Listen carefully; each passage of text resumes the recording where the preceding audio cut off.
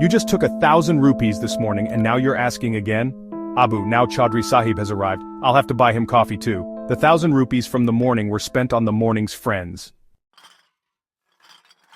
The elderly man put his hand in his pocket, carefully took out 10 notes of 100 rupees each, and then gave a long prayer. We stepped outside. The coffee shop was a short distance from home, so we walked. On the way, I asked my friend, "Do you still take money from your father?" "Absolutely. I take money from my father multiple times a day, sometimes 50 rupees, sometimes 100, and if a respected guest like you visits, then even 500 or 1,000 rupees. You are the first person I know who still takes money from his father at the age of 50. God has given you so much, your own children have grown up, yet you continue to ask your father for money. I don't understand the logic behind this." Tell me, we have two hands, one below, which we call the receiving hand, and the other above, which we call the giving hand. Which one is superior? The upper hand, meaning the giving hand. Now imagine that you have always been the upper hand in life. You have spent your whole life providing for your children and the people around you, but suddenly, you become the lower hand, and you have to look to others for even the smallest needs. How would that make you feel? You're absolutely right. A person would feel inferior and dependent. Exactly. My father was always the upper hand. We relied on him for everything, shoes, clothes, even when we had guests. Our father was our sole source of income. But as we became financially independent, my father's sources of income decreased. My father had never asked anyone for anything in his life, and I noticed that he wouldn't even ask me.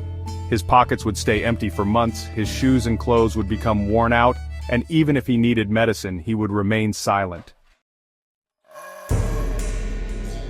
At first, this made me angry. I believed that parents had a right to their children's wealth, but I didn't realize that the upper hand can never become the lower hand, and if it ever has to, it feels like death. My father had begun to see himself as a burden, and gradually he withdrew into his room.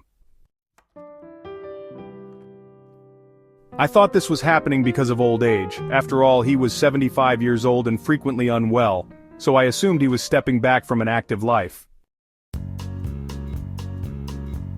My son was 17 years old when he suddenly stopped asking me for money. I investigated and found out that he was earning well from online work alongside his studies. He no longer needed pocket money, and had even started giving money to his mother and sisters. You won't believe it, but I felt bad. I started to feel unnecessary and dependent. That was the moment I understood how painful it is when the upper hand becomes the lower hand. That was when I realized my father's suffering. So I went straight to him and, just like in childhood, asked, "Abu, do you have 50 rupees?" At that moment my father was sitting there feeling down. You won't believe it. Those words barely left my mouth, and suddenly energy surged through his body. He sat up straight, eagerly reached into his pocket, took out 50 rupees, and placed them in my hand. After giving me that money, his entire body language changed. He became cheerful again. Since that day, I have made it a habit to ask my father for money once or twice a day. Before going out, I ask for his permission, just like I used to in my childhood. He first refuses, complains about financial difficulties, advises me to be careful, and then finally allows me to go. This has improved my relationship with him, and he has become much happier. He fell silent. I asked him, "But how do you give money to your father? He has no source of income."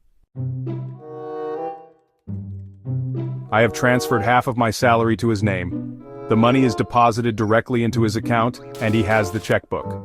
He withdraws money and keeps it in his pocket and wardrobe, and from there, he gives it to me whenever I ask. I've also given him the responsibility of buying vegetables and fruits. The household staff takes money from him to buy these things for the kitchen. He is also in charge of buying milk and meat. He personally buys milk and pays the milkman. The butcher even calls him when there is good quality meat available, and my father gets excited about it. I buy clothes according to his choice, and if a friend like you visits, I ask him for money and use it to serve them tea and coffee. Because of this, his health has improved and our bond has strengthened.